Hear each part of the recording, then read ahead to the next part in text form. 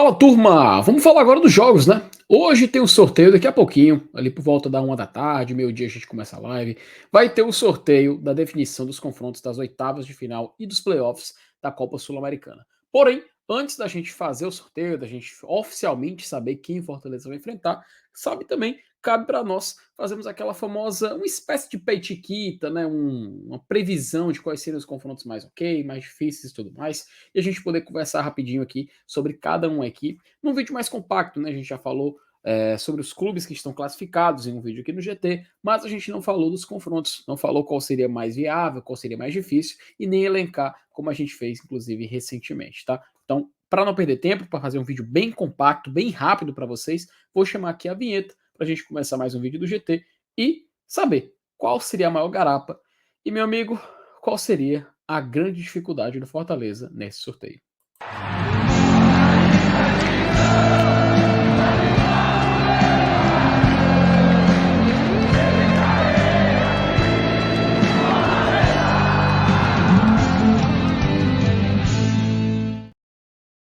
Lá, né? Para não perder tempo, colocar logo aqui na tela os confrontos que a gente tem e já separados na prateleira, tá? Quem assistiu a live do GT, inclusive, recentemente, já tá ligado aqui como é que vai funcionar toda essa situação e cabe a gente explicar direitinho por que que cada clube está em cada prateleira, tá? Eu elenquei aqui na prateleira verde os confrontos que a gente pode dizer dos mais acessíveis. Na prateleira amarela, os confrontos que são de forma mediana. Isso assim, alguns clubes. Eu vou já explicar. De forma mediana. E em vermelho, os confrontos mais difíceis. Por que, que eu estou falando os confrontos e não o time? Botafogo, por exemplo, é líder da Série A. Ele deveria estar ali na prateleira vermelha. Mas o Patronato, ele joga, por exemplo, essa prateleira um pouco para baixo. Então, por isso que a gente vê Patronato e Botafogo ali como mais acessíveis. Porque existe a chance do Fortaleza enfrentar um Patronato nas oitavas de final. E aí o Patronato, que caiu, tá na Série B e tudo mais, que inclusive é lá na cidade de Paraná, na Argentina, ele pode ter um confronto mais assim fácil para passar de fase. Coisa que contra o Botafogo a gente sabe que seria mais complicado. Então por isso que ele tá nessa exata prateleira. Mas sim, vamos falar um por um, né? Nos mais difíceis, eu quis colocar Barcelona de Guayaquil e Estudiantes muito por causa também do clube argentino, tá?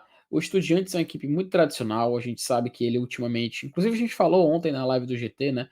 O Estudiantes ele não vem com o mesmo treinador que a gente enfrentou na Libertadores, mas é um velho conhecido da gente. O jogo lá em La Plata, lá no Mundo, a gente sabe que é complicado, sabe que é difícil. O Estudiantes, que inclusive é tetracampeão da Libertadores, diga-se de passagem, né? Três dessas conquistadas com o Verón pai e a outra Libertadores com o Verón filho, né? O Marcelo Verón. E aí a gente vê ele nessa prateleira mais alta. Por que, que o Barcelona também tá ali? Porque o Barcelona é um clube muito chato de se enfrentar, né? O Barcelona de Guayaquil é uma equipe muito tradicional. Joga lá na cidade de Guayaquil, joga no estádio deles, que é um estádio muito tradicional, inclusive recebeu a final da última Copa Libertadores da América, e o jogo lá sempre complicado. É claro, no grupo dele, ele fez na Libertadores, ele fez uma campanha muito ruim, né? Tanto que ele foi o pior terceiro colocado. Mas isso tem uma justificativa. Tava o Palmeiras no grupo dele. O Palmeiras tirou ponto de muita gente. O Bolívar também estava muito bem, tirou ponto de muita gente. E aí, tanto o Barcelona quanto o Cerro Porteño, sim, aquele Cerro Porteño que a gente jogou na pré-Libertadores, eles não fizeram uma campanha de muita pontuação. E aí, na última rodada, bastava um empate para o Barcelona passar e ele conseguiu reverter uma derrota de 2-0 e buscar esse empate. E aí, por isso, ele garantiu essa vaga aí. E assim, o empate foi justamente em Guayaquil, tá? Então a gente sabe que em casa eles conseguem mostrar uma força. Então eu preferi colocar esse confronto ali no vermelho, porque eu achei que era mais prudente em relação ao histórico das duas equipes. Eu também quis colocar o Sport Cristal e o Emelec ali. O Emelec não vem da mesma forma que vinha antigamente, mas é uma equipe muito chata de se enfrentar. Novamente, uma equipe equatoriana. A gente sabe que é chato. Inclusive, o Emelec é também de Guayaquil, tá? Vale a pena citar esse detalhe. E principalmente também pelo Sport Cristal, cara, que eu respeito demais o Sport Cristal e o trabalho do acadêmico lá, tá? Até ontem na live a gente discutiu se isso aí não seria linha amarela e tudo mais, mas a gente preferiu, porventura, colocar no vermelho, porque justamente pode ser um jogo muito chato contra o time do Acadêmico. O Acadêmico sabe armar o time dele. O Acadêmico, para quem não lembra, é o Thiago Nunes, tá? E ele sabe muito bem armar os seus times, então é muito complicado. E eu preferi deixar aí no vermelho. na linha amarela. Por que eu coloquei ali? O mais alto na linha amarela tá Libertad e Tigre. Se fosse depender do Libertad, eu colocava no vermelho. Até quando a gente estava fazendo essa diferença, eu citei esse fator, porque o Libertad nessa temporada já venceu, por exemplo, o próprio Cerro Porteño por 5-0, venceu o Atlético Mineiro na Libertadores dentro do Mineirão, o jogo no Defensores del Chaco contra o Galo também foi muito difícil, foi por 1-1, foi eliminado assim nos detalhes, e aí por conta disso, ele acabou caindo para a Sul-Americana. Se não fosse o Tigre, ele estaria na prateleira vermelha, tá?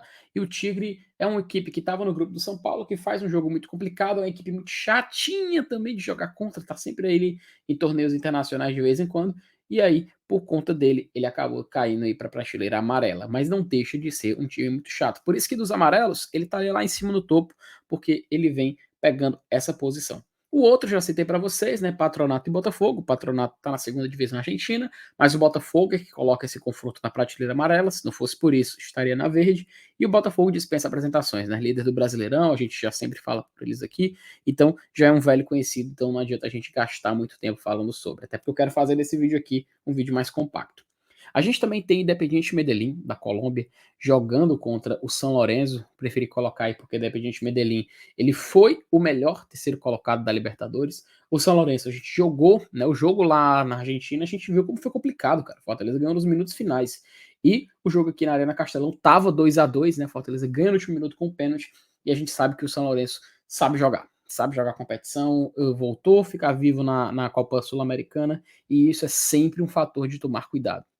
Então, ficar de olho aí nesse São Lourenço, porque, inclusive, foi o primeiro campeão da Sul-Americana, vale essa curiosidade, e o jogo lá no Novo Gasômetro, a gente tá ligado como é complicado.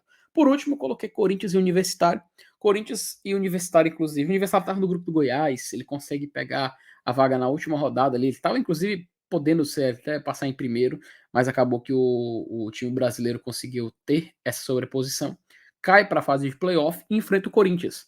Corinthians que a gente sabe, o Luxemburgo já falou que a Sul-Americana não vai ser prioridade do Corinthians. Então, cabe ao Fortaleza observar com muita atenção, caso ele vai enfrentar esse chaveamento. Por isso que tá ali no amarelo. O jogo na Arena Corinthians sempre é muito complicado. Então, se o Corinthians de fato abrir mão da Sul-Americana e passar o Universitário, acho acessível. Agora, se o Corinthians passar e a gente tiver um jogo lá na ida, que a gente sabe que a ida seria na Arena Corinthians, e o Fortaleza conseguir fazer um jogo competitivo, dá para passar. Mas me assusta muito, por isso que eu não tive coragem de colocar no verde sim ali, ainda no amarelo. Por último, a gente tem Nublense e Audax Italiano, duas equipes chilenas, duas equipes acessíveis. Audax Italiano estava no grupo do Santos, inclusive. O Nublense estava jogando a Libertadores no grupo do Flamengo. São dois times que dá. Cara, é possível vencer no Chile e é possível vencer aqui em Fortaleza. Então, eles estão ali no verdinho, mas a gente sabe que tem que ser não pode ser salto alto, tem sempre que ir com muito respeito.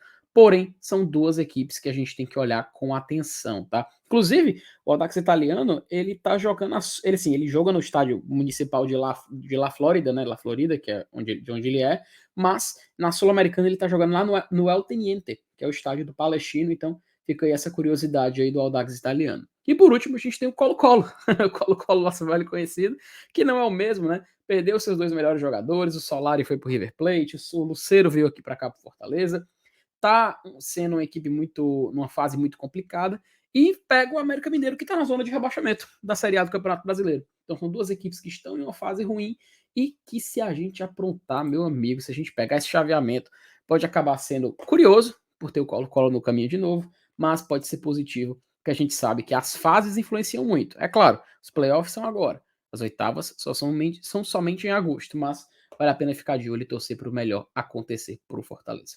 Então, meus amigos, basicamente é isso. Eu queria que o vídeo de hoje não fosse muito extenso, fosse um vídeo mais curtinho, mas para fazer algo compacto, em comparação que foi falado aqui no GT nas últimas semanas, e também um pouquinho de detalhes que vocês estão acompanhando só nesse vídeo que não foi falado em nenhuma live, tá? Mas daqui a pouquinho, às meio-dia, 1 da tarde, a gente já está começando a live do sorteio e você vai poder acompanhar tudo aqui no GT durante todo o dia, beleza? Se inscreva no nosso canal, compartilhe o vídeo com seus amigos, comente aí embaixo qual confronto que você acha mais acessível e de tarde a gente se encontra novamente, ok? Um abraço a todos e até mais.